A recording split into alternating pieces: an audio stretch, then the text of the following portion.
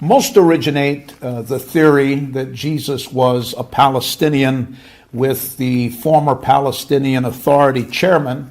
Most of you will remember and recognize his name, Yasser Arafat. And he was not only the Palestinian Authority chairman, he was, and I know this is going to trigger people, but he was a terrorist, and he backed terrorism. And he was the one who began to really propel this statement that Jesus was Palestinian as a political talking point back in 2006. So if in your discussions or in your debates or perhaps even in Bible studies or in your churches, if you run into Christians who have fallen prey to the perverted facts and history and twisting of the Bible, and they're trying to convince you that Jesus was Palestinian, and the question is asked, well, where did this all begin? You can just simply say, Yasser Arafat, who was the former Palestinian Authority chairman in 2006, is most often credited with creating what he obviously used for a political talking point and a fundraising point. Jesus was Palestinian. Now, I will answer in just a moment why he did it, why those, I believe, in modern times continue to use it. I will be answering why I feel that they're doing so. But those who declare that Jesus was a Palestinian add to this a political talking point that takes it one bizarre step further. They not only will argue that Jesus was a Palestinian, they will go on to argue that Jesus was the first Palestinian martyr. And some of you that follow these types of subjects and are interested in Israel and Jewish history, I'm sure you're aware of that, but many will not. This year, here in the United States of America, we have, and I don't mean this to be mean-spirited, this is just factual information, but those of us that live in America, we are well aware of a group of female political voices and representatives who are anti-Semitic, to say the least.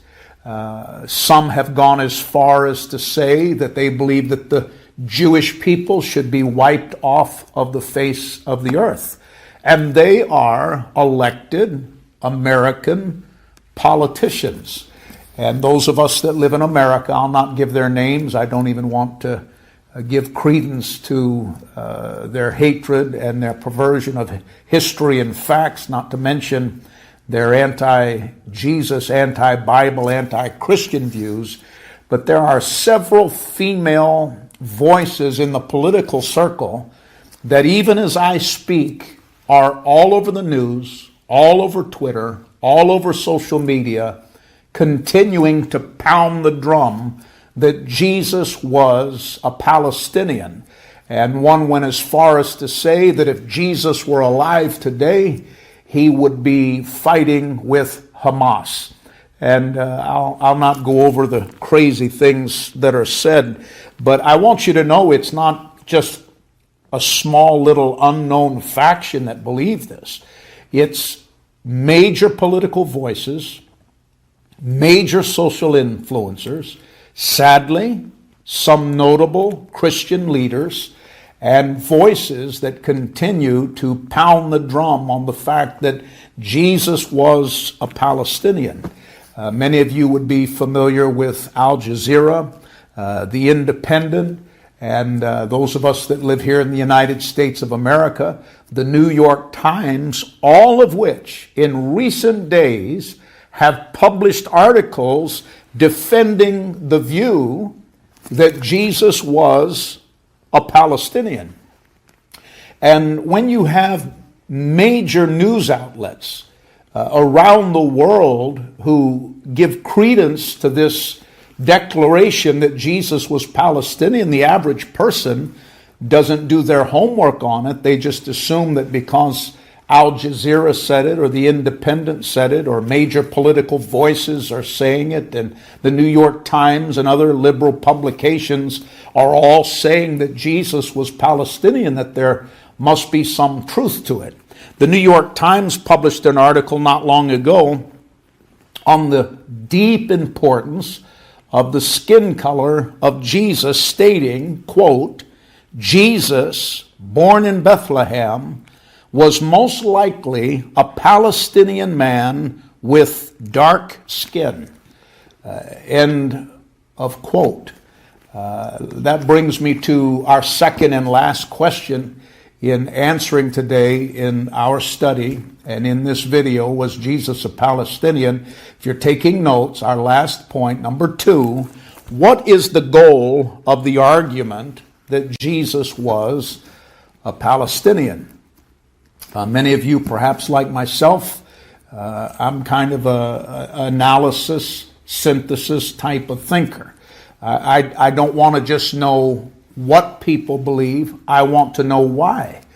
Even as a child growing up, my mom and dad in ministry, my dad has been with the Lord for almost 9 years. Many of you know that my 91-year-old mother passed away days ago. And because of the gospel, I'll meet them again. But growing up in a Christian home and my father being a pastor and being around the Bible and ministry my entire life did not keep me from getting to a point early in life, 10, 11, 12, in those years where my mind not only wanted to know what my parents believed and were teaching me, I wanted to know for myself, and I wanted to know why. I still have a mind that functions like that. And I also want to give people, regardless of what people's views are, I do my best to be gracious to people, and I believe in free speech. If you disagree, that doesn't mean that I hate you or I'm your enemy or vice versa. It shouldn't. And especially in the community of those who believe the Bible and consider themselves Christians, the Bible tells us we should be ready to defend what we believe and to give an answer. So let me conclude this video by answering the question, what is the goal of the argument that Jesus was a Palestinian? I'm going to state the obvious. Because it is historically and biblically inaccurate, it was, as I've already defined for you, a political talking point that was created by Yasser Arafat in 2006. And in 2023, it still is the same. It is a political talking point that is not factually accurate. And it is an anti-Israel political talking point. By trying to make people believe that Jesus was a Palestinian, those who hate Israel and the Jews further their goal to erase Jewish ties to the land of Israel and to disregard the divine statehood of Israel that was promised by God over 3,000 years ago. God promised Israel a land, a statehood, a prophetic promise given by God to Abraham that followed down through the generations. Abraham, Isaac, Jacob, King David, on through Jesus. And even to this day, that promise is in the Bible, and it is a biblical and historic fact that dates back 3,000 years ago. There was no Palestine 3,000 years ago. As you're about to learn, there was no Palestine when Jesus walked the face of this earth. It is also a blatant attack when people say that Jesus was Palestinian. It's not only a political talking point, by those who are anti-Semitic, anti-Israel, anti-Jew. Anyone who declares that Jesus was a Palestinian is also anti-Bible, because the Bible presents Jesus not only as the only begotten Son of God, but the Bible presents Jesus as the promised Jewish Messiah. And he is also presented in the Bible and in Bible prophecy as the eternal Jewish king of Israel, who will sit on a throne forever established in Jerusalem. Those of you who follow our teaching, and as you well know, we spend a tremendous amount of time on our channel dealing with Bible prophecy, end time events, final prophetic application, and so on. We have a lot of teaching on that. I hope you'll avail yourself to it. But Jesus will defeat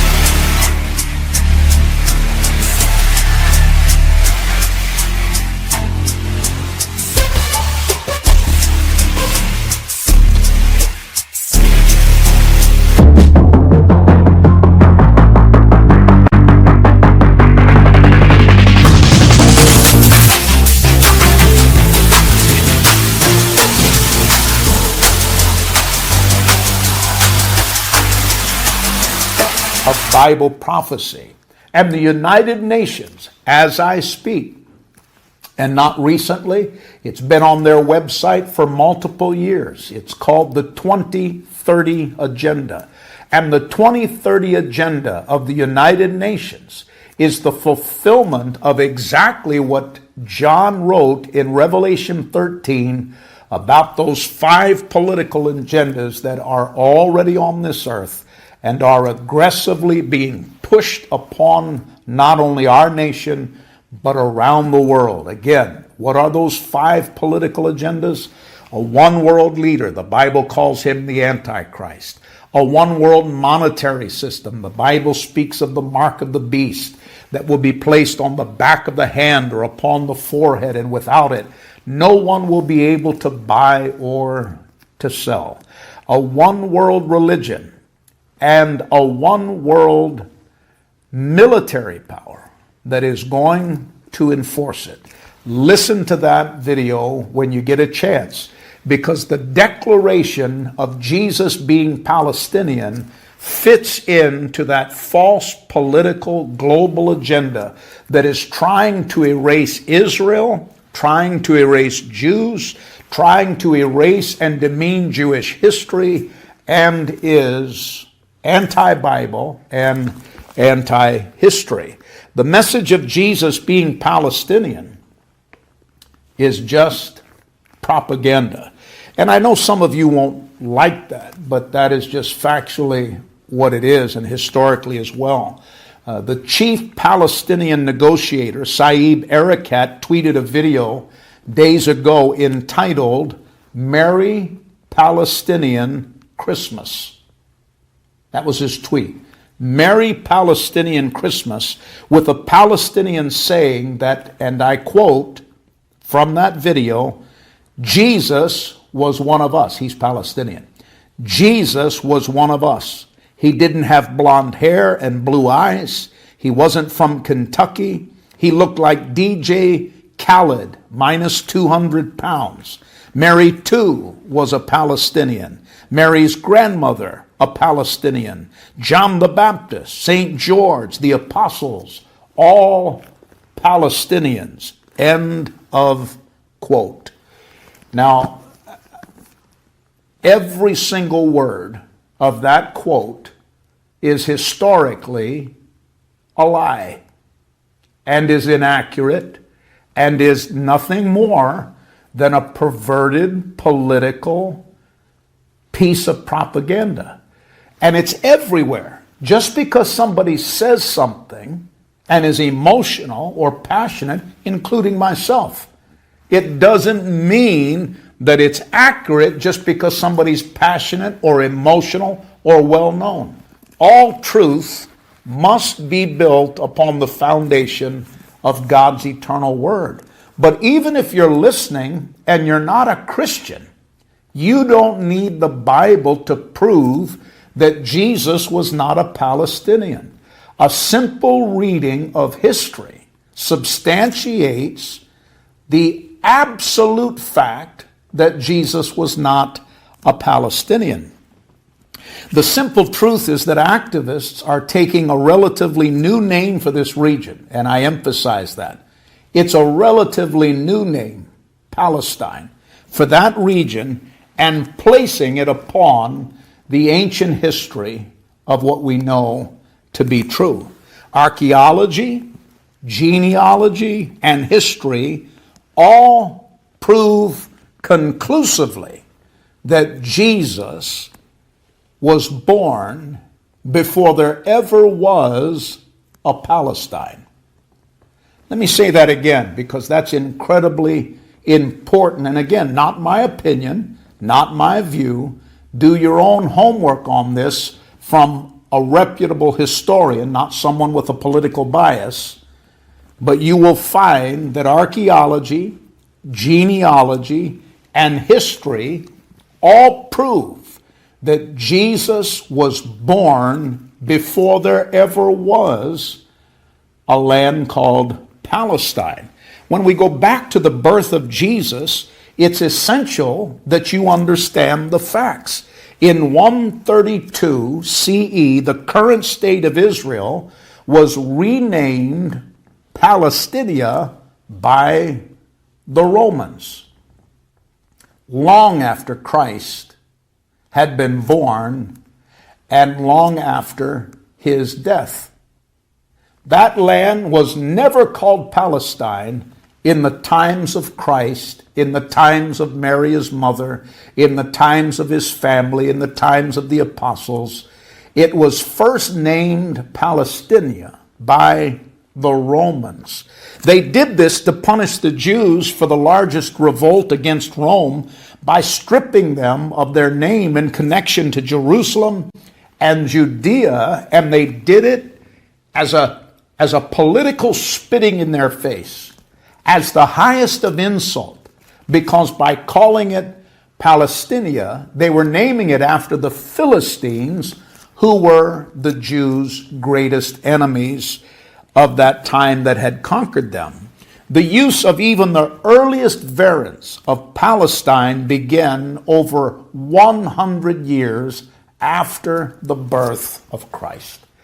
Now, I'm going to pause, and I'm going to say that again, and it's a gold nugget in this study that I think you should write down and have in your notes, because if you are ever confronted on this question, this one sentence is impossible to get by any intelligent, reasonable mind who's willing to accept the chronology of history. Let me say it again.